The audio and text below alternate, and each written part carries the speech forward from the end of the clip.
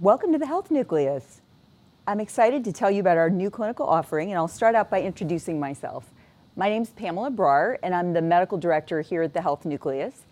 I'm excited also to introduce my colleague sitting next to me, David Karow. Good morning, David. How are you doing? Good morning, Pam. Great. Good to be here. David is our Chief Consulting Radiologist, and we've been very fortunate to get to work side by side now for the last 18 months. What's so great today is that we have about 18 months worth of experience to talk to you about. And I'll start out by saying a little bit about where we are today, about also our parent company, the HLI, which is Human Longevity. And then we'll tell you a little bit more about our unique approach here at the Health Nucleus, as well as some of the incredible findings that we believe are life-changing from our first set of clients. So I'll start out first by telling you a little bit about me. I am the medical director here at the Health Nucleus, and my background is internal medicine. I practiced for 15 years before getting to join this incredible institution, and as I said, have seen about 500 clients to date and learned a great deal. Our approach here at the Health Nucleus, I believe, is very unique, and it starts out by when you walk into this facility, you can tell immediately you are going into a world unlike anything else you've experienced, at least that, and certainly that I've experienced. I don't know if you'd agree, David, in the healthcare world. Our goal here is really to combine the height of what we can offer today with respect to genetic knowledge in combination with all of the things that we believe are important to physically measure about someone's health. That combination and that integration, I really believe, is where our approach is unique, along with the incredible expertise that we've gathered here at the Health Nucleus. Yep. Would you agree, David? I would, and thanks for inviting me to speak today, Pam. It's Absolutely. A pleasure to be here. So as Pam mentioned, I am the Chief Clinical Radiology Consultant, and I direct all the pre- and post-imaging needs, so setting up the protocols for the MRI and also doing all the interpretation, and then when I can, also meeting with the clients when appropriate. And like Pam, I share the enthusiasm to be here today. We've had some amazing findings through the whole process. It turns out that when folks go into the scanner, 1 in 3 will come out with a clinically significant finding. And as we'll get into, 1 in 40 have a new cancer, generally early stage and high grade. So these are all diseases that were not known previously. And so we're very excited about the potential to change healthcare with what we're doing with predominantly genomics and high quality phenotyping, including MRI. So I'll tell you a little bit first about the Health Nucleus. It's when you walk in, and we're live in the Health Nucleus right now, you'll see that it's really a unique experience from the standpoint we really try and combine an incredible service experience and also allowing people to experience technology at sort of the top of its scope. So we want this to be an efficient experience. We don't want it to feel like a clinical, stodgy setting. We want you to walk in with the idea that you're gonna, in this 6 to 8 hours here in La Jolla, learn as much as you can about your health that we think is unique and different than the approach that you would find in a standard preventative environment. And just to give some perspective, having practiced for 15 years, I thought I practiced really the best prevention that was out there. And I think I followed the U.S. Preventative Task Force guidelines.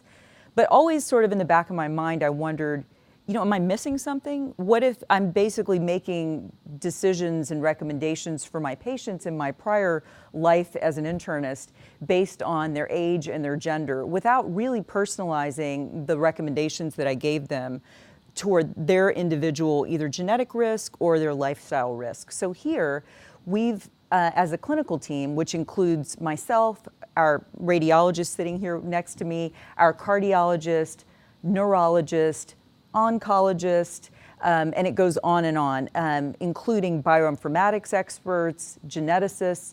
We've all sat together in a room and decided what are the best tests that we believe can predict someone's risks and help identify those. And as David alluded to, early detection, I think, is absolutely paramount when you look at not only the healthy, sort of extending someone's life, but extending the quality of their life. So just as a quick oversight of what we do here in the Health Nucleus, we've tried to focus on 4 major diseases. And there's no surprise to anyone what things tend to cause premature death among people in the US and in the world. We know that cancer is something we all worry about. Cardiovascular disease is still, of course, the biggest killer. Neurodegenerative diseases, things like Alzheimer's and Parkinson's. These are things that I used to talk to daily with my patients in my medical practice about those concerns. And then, of course, the metabolic diseases. So the horrible things like diabetes that can affect someone's life quality and their sort of the duration of their life. So we've, again, decided on a set of tests that we can perform in a 6 to 8 hour time frame here in La Jolla. Today, because there's so much that we talk about and so much information we collect, we've decided to focus really on cancer as the primary sort of frame of our discussion today. So David, you're one of the most important pieces of this puzzle from the standpoint of really using imaging at the top of its scope to help predict things. So I'd love to hear a little bit about what you think about use of imaging for detecting the cancers that we might not otherwise pick up in standard screening. Yeah, thanks, Pam. So as probably you know and most of the folks listening know, we do screen for some cancers, right? So breast cancer, colon cancer, skin cancer to some degree. But there's many other cancers that we don't screen for. So pancreatic cancer, renal cancer, lymphoma would be another one. Prostate cancer is still not routinely screened for. So when we thought about how we would screen for these additional cancers, we wanted to do something that was both relatively risk-free and also relatively non-invasive. So we settled on essentially a whole body protocol that is essentially non-contrast, non-radiation based, qualitative and quantitative. And so we settled on a protocol. It's about 75 minutes, and in this protocol, we can screen for those very cancers that we don't typically screen for. Right. And so it turns out that we found, of the 500 plus clients that we've scanned, 1 in 40 with a newly found tumor. And most of those tumors have been high grade and early stage. And that, I think, for me, has been one of the more dramatic findings, right? Because these are people that are generally very proactive about their health, go in for their regular screenings. And I think David mentioned that while here at the Health Nucleus, we deal with clients probably like a lot of those watching today in our audience that are good about their care, they take good care of themselves, but want to, like anything else, anticipate risks or be able to predict and sort of prepare for life and also extend their life. So, again, our female clients generally all have their mammograms up to date. Our clients that are over 50 have mostly had colonoscopies. So as David mentioned, we're really focusing on how do we avoid radiation to the extent that we can? How do we avoid invasive testing like scoping, things of that nature, but still collect what we believe to be really advantageous and important information. So I think that, to me, is a great value. I think having seen some of the types of diagnoses we've made, I know in my routine practice, when I thoroughly physically examined people, sent them for their usual prevention, I may not have detected some of those conditions. So I think aside from, the findings about cancer, there's many other things that we should mention we test for, and I've alluded to this already. So we found things like aneurysms, we found things like early neurodegenerative conditions. We found things that I think are so important in predicting, again, areas that could be obstacles to someone's longevity and their health. And one of the other huge surprises has been, for me, the percentage of metabolic conditions that we found. Would you agree? Yeah, so we focus on 5 domains. So one of those you mentioned is oncologic, but we also focus on neurodegenerative, neurovascular, cardiovascular, and metabolic. And really in all 5 of those domains, we found significant findings. In fact, in our younger clients who come in and we haven't found a cancer, we haven't found a brain aneurysm, I've been surprised how many come in and say, geez, I've been blessed with sort of the bill of health. I see, primary care physician at least twice a year. I work out, I do yoga, I run, et cetera, and my blood pressure is normal. And then we'll find in this patient elevated liver fat or elevated visceral abdominal fat. And so even though the picture has sort of been painted as one of health, when we actually get into the high quality phenotyping that we're doing, especially by imaging, we see that in fact, 1 in 3 of our patients will have a significant disease or phenotype, from the MRI scanning, including sometimes fatty liver. So there's definitely a lot that we find that you don't typically find in a general sort of health physical with a stethoscope in the way that we commonly think of being examined on a yearly basis. Exactly. So, getting back to sort of what do we do with all these findings? So after going through all the imaging and some of the other testing that our clients go through, I think one of the most valuable parts of our whole experience is the integration with all the experts. Wouldn't you agree, David? Yep. I think finding that having the clinical geneticist present, having all the various the specialists that we have at our fingertips has really been, I think, just a revolutionary way. And that's really what we're trying to create here is sort of a prototype for a new way of practicing medicine. And really also, I think what's so empowering is not having to worry about insurance sort of restrictions or guidelines based on certain age or do you have a family history. Our idea and part of what I really enjoy about being here is let's look at this with a clean slate, and instead of saying just because you're a certain age and certain gender, we're going to screen you for certain things, right? We're saying let's start with a clean slate. Let's look at your entire genome, so all 3.2 billion base pairs, and look to see what we can learn. And again, the Health Nucleus is part of Human Longevity, which is our larger company, which is really, I believe, creating and amassing the largest database of whole human genome samples. So what we're doing essentially is now we're up to about 40,000 whole human genome samples. And when our founder, Craig Venter, decoded the human genome back in 1999, it didn't come, as he says, with an instruction manual. We sort of are able to read each letter, but we don't necessarily know what to do with it. So I think a lot of the power of what we do here is we're collecting not only your whole genome at a very high quality level where we look at each of those 3 billion base pairs 30 times to, essentially try to cull out any errors. But we also combine that with all of these really, we think, high-level quantitative things we can measure about your health. And then our machine learning can start to crosswalk between the genetics and the physical findings so that we hope as time goes by and we believe that our knowledge of how to predict things from the whole genome is going to skyrocket. And I think that also provides a great amount of value to the people going through our experience. Yeah, I think, it's really this interplay between genetics and high quality phenotyping, and I think probably of all the phenotyping, the MRI stands out just in terms of the yield, but we also have echocardiogram, we have EKG testing, we have a number of other scans that Pam mentioned. But one of the things that I think is really so interesting to me is this interplay between genetics and phenotyping, including imaging. So really what we're trying to do here is develop individual clinical risk profiles based on your genetics, so that gives you sort of a long-term overall risk, and then kind of mitigated, supported, or exacerbated by your phenotyping. So in the case of Alzheimer's, for example, we can look at your genetic code to determine your overall long-term risk, but for a snapshot in time to tell you, or the 70 or 60-year-old that comes through HLI, what is your short-term kind of snapshot? What is your risk of developing Alzheimer's in the next 5 or 10 years? We use imaging to sort of, again, mitigate, support, or exacerbate that long-term risk. So it's really this interplay between both, and I think really both will play a critical role. Exactly. And clearly David's a little biased about the radiology part, but with good reason. And I agree that's been certainly a kind of a highlight of our experience diagnostically. So we'd like to share with you, since it's been now, we've seen up to about 500 clients. We've learned a great deal. And we developed quite an interesting connection with these individuals because they've come here sort of to spend the day. You can imagine no one knows what they might find or what they might learn.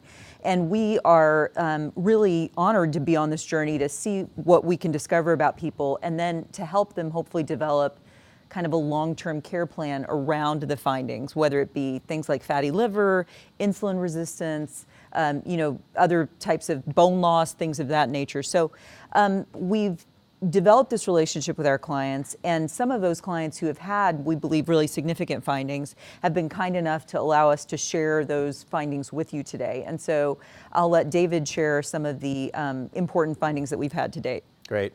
So these are all anonymized images that we're going to be showing you. And as Pam pointed out, we've been fortunate to have clients who actually encourage us to kind of show their imaging because of what it had done for them. So the first case is a 63-year-old healthy male who we found on MRI to have a 4-centimeter left renal mass. And so after the imaging, based on the imaging, this mass was surgically resected, and it was found to have a high-grade clear cell renal cell. Clear cell renal carcinoma is generally high grade, and if not treated, almost always becomes metastatic. And so we happen to catch this renal cell at about 4 centimeters, so right at the cusp of the time point where it would generally become metastatic. So the key I think here is to detect high grade disease, but to detect it early enough where we can do something about it. And this second case study is a 65-year-old male, again, otherwise healthy. And interestingly, he had a normal PSA. So we've all heard about PSA. Is it good for detection? Is it non-specific? Is it a bad test? So here's an example of a case where, in fact, it was insensitive. So his PSA was normal. And on imaging, we see a lesion in the left posterolateral quadrant. And eventually his prostate was removed, and pathology confirmed a high-grade Gleason 4+3 cancer. And you can actually see in the images here both the imaging and the pathology, and they match very nicely. Right, that's incredible. And those really move me because that's somebody in my former practice that I would have, seen a normal PSA, I would have done a rectal exam, and it's unlikely that I might have picked that up, or less likely. So that's a really powerful example. Yep, and so we know that PSA is sometimes both falsely positive and falsely negative, so here's an example where it was falsely negative. Here's a third case of lymphoma, so 85-year-old male, and we show here a 5-centimeter mediastinal mass, and we're seeing both the anatomic images and the cellularity images. And remember, all of these images are showing non-contrast images. So even though this may, to some of you, look like a PET CT with contrast, this actually makes use of sophisticated diffusion-weighted imaging that we do, and it can pick up these early-stage high-grade cancers. So in his case, again, not only did we identify high-grade disease, but it was also early stage. So he went on to treatment with radiotherapy and chemotherapy. And I think the key to point out is these are all cancers that are not routinely screened for, right? So you've, again, all heard of, probably many of you are being screened for breast cancer, colon cancer, et cetera. But these are 3 cancers, lymphoma, kidney cancer, and prostate cancer, that are not routinely screened for. Right, it's super impressive. This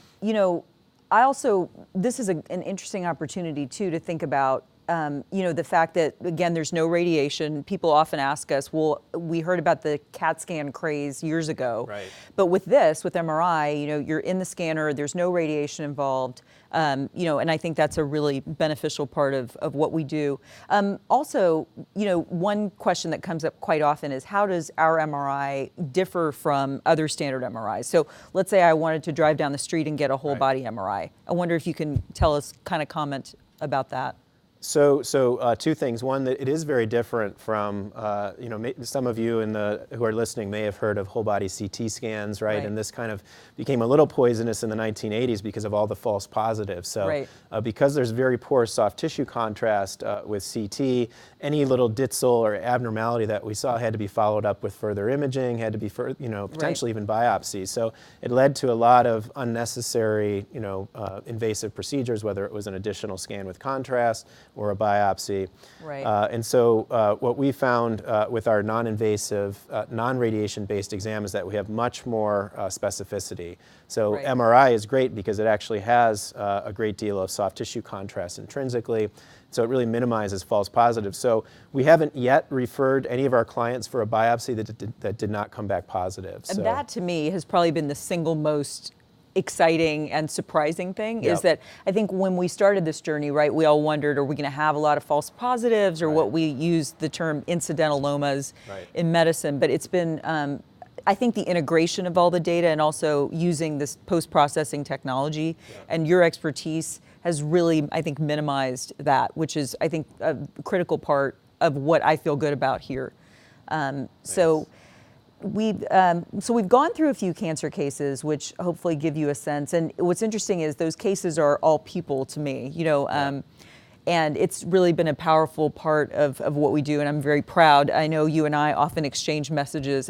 It makes me tear up a little, thinking about these people and how hopefully we've changed their life, and also in some cases this might suggest that their family members need to be screened more closely, or we're looking into their genetics to see if there's something that might have suggested that they were at higher risk for these things. So it's very powerful work that we're fortunate to get to be a part of.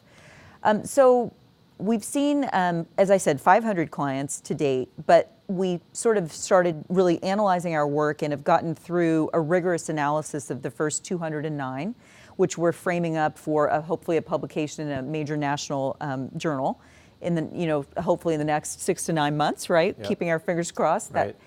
So what we've learned is that through the first 209, when we really started analyzing closely, what we've learned is about 8% of the clients that came through had a finding that required some prompt intervention or attention. And that's where it's really important that we engage with our client's primary care physician. We're not here to replace anyone's primary care doc. We want to work with the doctors to exchange information back and forth to make those clients' care better. Yep. And we've done that. It's interesting. We've seen clients from all over the world. We've seen, about a quarter of our patients are local, but then we've had people from all over the country, also international. So we've gotten the chance to collaborate with docs all over the world, which has been, I think, very interesting as well. So as David mentioned, we've seen about 1 out of every 40 of our clients, we found an early stage high-grade cancer, which is important and impressive. We've found a remarkable amount of metabolic disease. And I think from my perspective as an internist, being able to look not just at the blood work, but then the blood work in a way that you wouldn't normally have the opportunity. So instead of standard glucose testing, for example, we look at things like glucose tolerance and insulin sensitivity versus resistance. Plus, we're looking into the genome to see someone's risk of diabetes. And then we're looking at their physical body to see, do they show any signs of fatty liver or things that might go along, with that type of metabolic syndrome. Yep. So again, one of the things that we've found on MRI imaging is sort of chronicling visceral abdominal fat and fatty liver. Right. And we've seen, again, as I mentioned earlier, many clients come in who, again, thought they were normal, healthy, and it's true we didn't find an aneurysm, we didn't find a new cancer, but we found elevated visceral abdominal fat, elevated fatty liver, and these are in some cases folks who actually do run regularly, do yoga, and so really what it means is to those folks, it really takes, it means that we need to take an integrated approach to their health care, modifying diet, maybe modifying the type of exercise that they're doing, but having fatty liver is definitely not a normal finding, and so it's one of the many metabolic findings that we've together found. Right, and I think that's been quite powerful. Our clients are generally really data-driven, and they also are used to, as one of my clients told me last week, getting away with things. So this is a smart group of people, that are often social, they're working crazy hours, they might be traveling a great deal. So sometimes even though, we don't see any physical signs of conditions of concern on the outside, really seeing the data, understanding the significance of it, I think is a powerful sort of motivator to help sort of follow better health patterns. Yep. So in addition to all of this, I think, again, we understand that coming to Health Nucleus is an investment on several levels. So it's an investment in sort of thinking forward, thinking ahead, using technology that hasn't necessarily been used in a standard clinical environment, isn't always met with a great deal of enthusiasm, even from a lot of people in the standard healthcare world. Yep. It's an investment of time. You're spending 6 to 8 hours with us here in La Jolla, and then the results are returned over the next,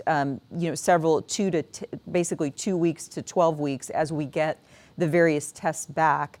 And that's revealed back to our clients either in person if they're able to come back, or via WebEx, or some of the different use of technologies again. And then it's also an investment in financially. So the cost of our experience is $25,000.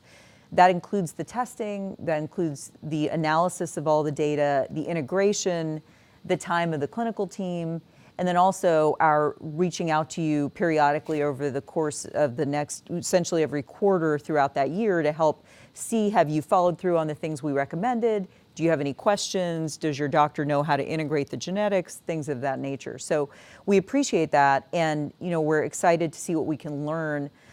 I think one of the other great values that we have is something we haven't yet fully realized because we're still kind of early in our trajectory, and that is the notion of being able to reanalyze our genomes as our database gets bigger and smarter. Yep. So we might today, believe it or not, only understand about 1% rather of the whole human genome and what it does. Yep. Where we know that over time, that percentage will get larger and larger, and then the benefit to our clients will continue to accrue because you're learning more about what genes you might, have that might put you at risk for certain conditions. So we really believe in this concept of a comprehensive, integrated, data-driven view of your health, and again, with the idea that it's only going to get smarter over time. Yeah, and I think that's so true as we learn more about your genome, as we learn more about the relationship of the genome to phenotypic findings, say on MRI, we can really develop individual clinical risk profiles for all the major diseases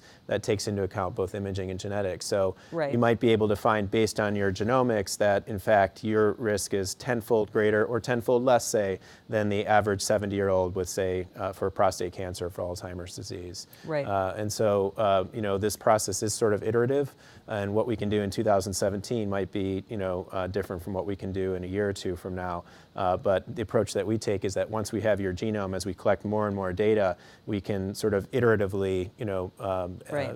Provide you more information about your health as sort of the months and years go on. Exactly. So I'm excited to take some questions. Thanks for being tuned in to our little presentation this morning. Yeah. We're proud and excited to share what we've learned to date, and excited to hear questions from our audience. If I have a primary care physician, how is he or she involved in the process? Does the Health Nucleus replace my primary care physician? So I think this is such an important question. So having been a primary care physician for 15 years, I think I've got a really good perspective on what it feels like to work with outside consultants, whether it be, often my clients would go get an executive physical and come back to me with that data. I think what I'm excited about, again, is the notion of working with people's primary care docs. We don't replace your doctor, we work with your doctor to try and understand how best to integrate this new frontier of information.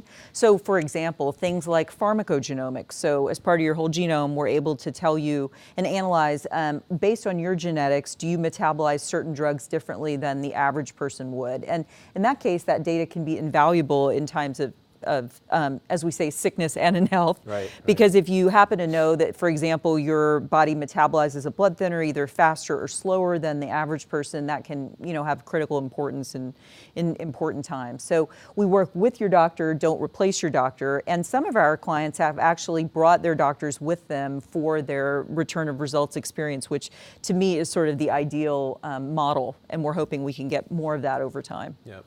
And just to follow up on that, we routinely, if there is a finding, if an imaging finding, for example, we'll be in close contact with the client's primary care physician or specialist. So at some point, it's best to kind of release our data and our interpretation of that data to your team that you normally work with. So I think that makes a lot of sense. Exactly. Great, thank you. Sure.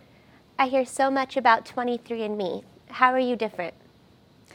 So how are we different than 23andMe? So 23andMe, I think, has done a great deal for the world by introducing sort of the concept of genetics and making it palpable for people. But I think what's important to recognize is the different sort of slices of knowledge we can learn from our genetic analysis. And 23andMe focuses more on ancestry and things that are interesting traits. So that, again, interesting information. What we focus on here and what we believe to be the most important is really what can we predict about your health and health risks to you and to potentially offspring and siblings and family. So our focus is really more on the medical significance rather than so much on, while we find ancestry and traits interesting. Yep. So in addition, we do what's called genotype plus phenotype. So genotype means we look at, again, your whole complement of genetic information. Phenotype is a term we throw around a lot. And my 13-year-old reminded me, Mom, phenotype is not a normal word out in the world. So for phenotype is essentially measuring anything physically measurable about an individual. So whether that's your height, your weight, your blood pressure, your liver fat percentage, presence or absence of cancer. So what we do here at the Health Nucleus is we combine your genotype with all of those phenotype elements, whereas a product like 23andMe really looks at that slice of ancestry and sort of interesting traits, not focusing as much on the medical. I think that's right, and so for any of you who have had 23andMe testing, which I agree has done a huge service in getting most folks to think more about their genetics, and frankly, I've actually had a 23andMe test, and so I'm very fond of it. Yep, guilty.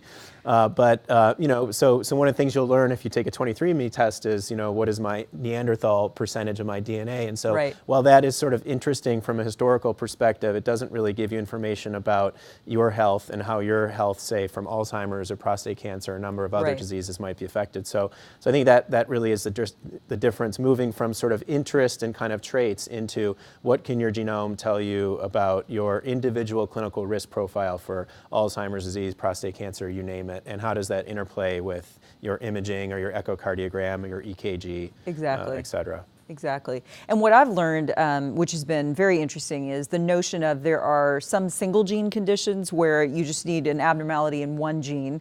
And then there are so many more common diseases like diabetes and Alzheimer's where there's multiple genes that contribute to risk. And so how do we think about that? And as David said, how do we combine that with imaging to help predict an individual's risk of that condition? Any other questions from our audience? From your 500 clients thus far, are there any practical day-to-day recommendations that aren't yet part of the mainstream medical advice? For example, any certain supplements or foods or exercises that might be helpful?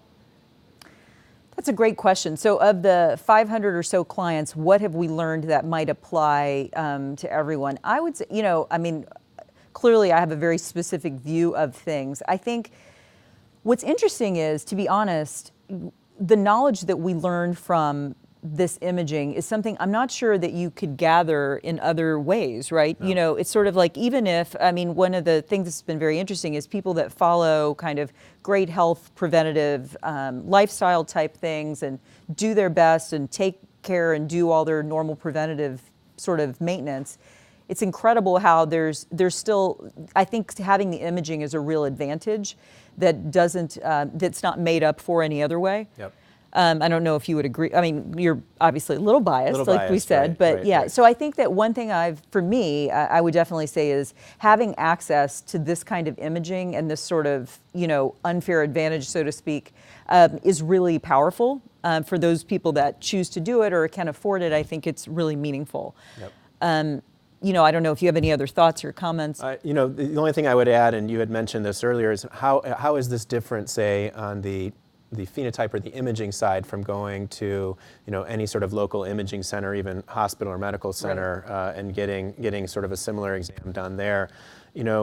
First, it is sort of unique to have whole body MRI. So most medical centers, most imaging centers aren't equipped to do whole body right. MRI, and even those that are, in general, don't do the level of sensitivity that we do. So we have high quality anatomic imaging. We also have high quality sort of what we call functional imaging or cellularity imaging, right. advanced diffusion weighted imaging, to look at abnormal pathologic processes such as neoplasia. And so the protocol that we have in place is pretty unique here to HLI and really couldn't be replicated in, to my knowledge, really any centers that I know of. Yeah, and I think, one of the things I really enjoy as a clinician is what we are able to do is to tell you if the things that you're doing in your lifestyle are really sort of working or not, right? Yep. So I think it would, as much as I'd love to have one set of recommendations that would apply to everyone and was sort of the secret, pill or the fountain of youth or what have you. Right. I think what I enjoy and the thing that's unique and that I've enjoyed personally and from a professional perspective is the notion that we can actually see what works and doesn't work. Yep. And so I think that to me is really helpful. I mean, while of course there are simple parameters like weight and blood pressure that we can all use, I think really being able to look inside ourselves Yep. at every level, even to the extent that we're going into our genome, is really powerful. And I think the key is that we're really building on what some of you are already doing. So we're not replicating, screening tests that you probably already doing, like colon cancer screening, like breast cancer screening, like routine, exactly, Pap smears. So I think what we're doing is sort of taking it to the next level in ways that you couldn't sort of obtain from the conventional medical healthcare system that you currently go to, or the conventional primary care visit that you already have. Right. Love to hear any other questions from our audience. What happens after the visit? Do I continue to receive information? Do I get follow-up appointments if I have a risk for a certain disease? So after the Health Nucleus visit here in La Jolla, within 2 weeks, you'll receive the results of mostly, at that point, the imaging findings, the phenotype. It's your new special word of the day. Yep. That's, again, either done in person for our local clients or done either by phone or WebEx. And so, again, at that point, we're able to go through the results of the whole body MRI. We're able to go over some of the initial lab work that we have, some of the cardiac testing that you've gone through, and sort of give you at least any updates on things that we believe need to be acted on more quickly. Many times after I've gotten on the phone with a client, my next call is to their doctor to say, hey, there's something we think, like you noted in our 8% of people that we think had something that we found really importantly, almost immediately actionable. So after that initial sort of check-in, we have another visit, as I alluded to before, which occurs typically about 10 weeks later, where we go through now your whole genome results, your microbiome stool analysis, some of the additional blood testing that we've gotten back, where we can measure up to about 800 different chemical metabolites that can predict early disease. And really, I think what's most important in that second visit is the integration of all the data together in a way where I can say, okay, let's talk about, for example, your neurological health. These are the things that we can measure about the neurological function. These are the things we know about your imaging. Now this is what we know about your genome. How do we put all that together and give you a picture of that part of your health? After that, I should also mention, we have check-ins either via email or phone about every quarter for the duration of that year to help. We want to learn from our clients and learn from the follow-up, and also often take calls from their physicians. Again, it's sort of a two-way exchange of information in an ideal state, and we're hoping that our knowledge of each client grows over the years, and we want to really become a partner with our clients. So one of the other things that we'll do, and not all clients request it or desire it, but if you're interested in obtaining kind of a personalized review of some of the phenotype data, for instance, the MRI, we're happy to kind of go through the MRI, and I generally take about 30 minutes really to go, from head to toe, looking at all of the imaging, normal or not. And I think most of the clients that we've had through have really appreciated. It's probably the first time that they've really looked sort of inside. We all have thousands and thousands of photos of us on the outside. So the ability to kind of have someone, an expert, kind of walk through all of the imaging from head to toe, again, normal or not, I think has been something that a lot of the clients have appreciated. Absolutely, that's really impressive. I've had people say they want to time it so it's like after their, after the holidays, after the cruise, Right. like just wait a while so the liver fat goes down. Well, we actually have had a few clients who have come in and have been examined pre and post major holidays, and Yes. it is amazingly how quickly liver fat can either disappear or appear. So, yeah, and that for me has been really interesting, right? Because when I think of doing sort of serial MRI testing, it was normally to follow a nodule or a tumor or things like that. What's interesting here is we're able to think about that in terms of even things like metabolic disease, Yep. looking at liver fat over time, looking at prostate size, things of that nature. Yep. So I think this sort of concept of change, scan, rescan, change analysis is really an important concept for us. And so, if we do a whole body MRI today, it really means for those cancers that we can detect that at least at this snapshot in time, Right. you don't have any imaging evidence of cancer. That doesn't mean a year from now you won't. So just like a woman gets a mammogram every year, or we recommend a colonoscopy every 5 or 10 years, in the same way, we'll see where the data goes. But we believe that examinations like the ones we're offering here, like the whole body MRI, will be repeated with some frequency, because just scanning somebody at age 60 once for Right. cancer doesn't make a whole lot of sense. So Right. so these are all things we're going to be learning as we go through this process. Exactly.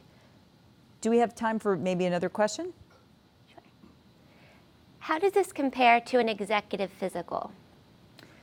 Yeah, so when people ask how does this compare to an executive physical, I think really to me, in an executive physical, you have a series of tests.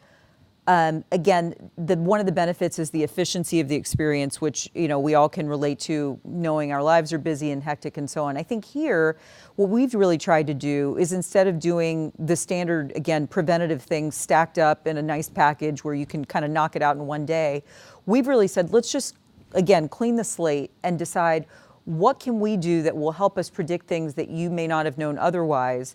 And again, utilizing kind of the smart, a smart scan, like thinking about things like we know about cardiac risk. So how do we find information about that, not just the structure of your heart, but also the electrical conduction of your heart. So I think the other way that we differ, so use of technology at the top of its scope, I think is really a highlight in how we differ from a standard executive physical. I think the integration of all the data and the experts that we bring to the table together to consider each case is another huge benefit. Yep. And then I think, again, the notion of the genomic piece of it continuing to gain value over time is another really powerful distinguisher. I think so. I think most executive physicals are around that $5,000 to $6,000 price point, and to my knowledge, none of those include whole genome sequencing. None of those include whole body MRI. Not to mention all the other things that we do here at the Health Nucleus, including the echocardiogram, EKG, gait and balance testing, all these other things. So I think we sort of take it to another level, both in terms of what we offer and also in terms of how we integrate it. Yeah, and I think really it's, to me, the most powerful reason that I came on board here at the Health Nucleus is the expertise and sort of the sky's the limit mentality, and being able to participate in research, but having our clients in real time benefit from that research, as well as changing, hopefully, the world and revolutionizing the way healthcare is practiced. It's a powerful combination. I think so, and I don't think it's hyperbole if you look at the now 12 clients, essentially the 1 in 40 where we've diagnosed a high grade but early stage cancer. I don't think it's hyperbole to say that for that individual we've changed their life. And I think in some ways you could look at what we're doing and say, wow, the conventional medical healthcare system has failed those folks because they've been sort of blessed or were told that they were healthy with all the conventional examinations that were done, and yet we showed through our high quality phenotyping and genotyping that in fact no, they weren't healthy. So I really, as we go on and acquire more data, I think this really does push the envelope of how we can use high quality phenotyping and genotyping to change medicine. Absolutely. Absolutely. Another question? We have 2 more questions. Great. If a cancer is found, and let's say it's small, such as 3 millimeters, is it actionable, or will my specialist tell me to wait it out and see if it goes away? So, I think it depends on the cancer, and it depends if it's high grade or low grade. So most of the cancers that we detect here at the Nucleus are high grade. It's the higher grade cancers that show up on imaging. It's a great question because one of the problems, say, with a mammogram, as many of you may know, is that we do a reasonably good job at detecting breast cancer, but we can say very little about whether it's low grade or high grade. So In this instance, the whole body MRI that we do actually focuses more on high-grade cancer. So if we And when you say, I'm sorry to interrupt you, when you say high grade, David, define what you mean by high grade versus low grade. Right. So some low-grade cancers, prostate and breast included, you will die with but not of. And other cancers, such as like a high-grade kidney cancer, high-grade prostate cancer, you will die of, not with. And right. So when we decide, who we want to treat and who we want to focus on, it's those folks with high-grade cancer, right? So left untouched, a high-grade cancer will become metastatic within, months or years. And so Right. these are the cancers that need to be treated. So here at the Health Nucleus, we identify high-grade cancers, and so no matter what size we detect, these are cancers that need to be treated. So it's very unlikely that one would elect to kind of sit on them. Maybe in a rare case, in a very early stage cancer, it could be sort of watchfully waited, as we say. But in most cases, assuming the client is in good health, these are going to be treated and treated pretty aggressively. So Right. all of the cancers that we've found so far have been high-grade, early stage, and all of them have went on to definitive treatment, whether it's radiotherapy, chemotherapy, or surgery. Great. Our last question, please. What is the optimal age to visit the Health Nucleus? Well, this is an interesting one. We were just having this conversation Yeah. this morning, right? Yeah. So I'll just start by saying that youngest clients that we see in the Health Nucleus are 18. We're under a research protocol, and we believe that there's a lot of reasons why being younger than 18, because of the implications from the genetic testing, can impact what someone's ultimate sort of, do they want to know, do they not want to know when they're minors. So we start at age 18. From that point forward, David, I'd love to hear your thoughts. I know we talked about this earlier today. What Right. is the ideal age? So I don't think there is an ideal age, and frankly, as an imager, as a clinical radiologist, I've been very surprised by this. I've been surprised by the number of findings, and I've also been surprised by the number of findings at early age. So it's not surprising that we've detected most of the cancers in folks in their 60s and 70s, but we've actually had a significant amount of findings in folks in their 30s and 40s. So everything from brain aneurysms to aortic aneurysms, iliac aneurysms, metabolic disturbances or abnormalities like elevated visceral abdominal fat, liver fat, congenital abnormalities. And so these are all Right. things that we found in the 30 to 40 age group. So I really don't think there's an age cutoff. I think the age cutoff is, if I'm a person who's really interested in my health and obtaining comprehensive information about it, let's do it. And it doesn't matter whether you're 30, 40, 50, 60, or 70. Absolutely. And as we were talking about, I think the runway to sort of benefit from the advantage of the knowledge, the sooner you know, the better. So yeah, I think that's definitely a similar approach, the way that I think about it as well. The other I think attribute about getting scanned or evaluated at a younger age is then you have a baseline. So Right. So from an imaging perspective, and again, that's my bias as an imager, but all of us will have some finding generally on imaging, whether it's sort of a benign renal cyst or liver cyst, a benign hemangioma, say. So knowing that puts us at a baseline whereby we can, in 2, 3, 4, 5 years from now, have that baseline scan so that we can see if there's any changes. So if there's any question Right. about whether a lesion is neoplastic or benign, a change will tell us, right? So benign lesions generally don't grow very quickly, whereas neoplastic ones do. So having that Exactly. baseline can be really important. It's really helpful. And all of those reports end up downloaded into your client portal, so it can be accessed from anywhere. It's cloud-based, can be accessed from anywhere in the world. And so we want to be innovative in how we sort of approach the testing and also how we disperse the testing and the results back to our clients. So Yep. I think it's definitely powerful information. So it's been so fun sitting here and getting to chat with you Yep. with all the excitement and the cameras and all the fun of it. And I enjoy and appreciate working with you every day. Thanks, Pam. It's been a great adventure. Absolutely, and the adventure continues. Yep. So just wanted to remind our audience, thanks so much for joining us and being part of this today. Your questions have been great, and we're continuing to learn all the time. Please note that within about an hour of this live webinar, the contents and the entire thing will be available for review if you want to share with family and friends. If you just click on the same hyperlink that brought you to our webinar today. We're also excited about the notion of future webinars, Yep. right? Focus on maybe some of the other areas of findings that we've had, some of the metabolic conditions, the genetic conditions, et cetera. So please stay tuned. Note that you'll be able to see our phone number here at the bottom of the slides, as well as the email to reach us. We'd love to have you join the experience and to go on this journey of knowledge and discovery about your own health. So thanks so much. Thanks, Thank you David. very much. Thanks, Pam.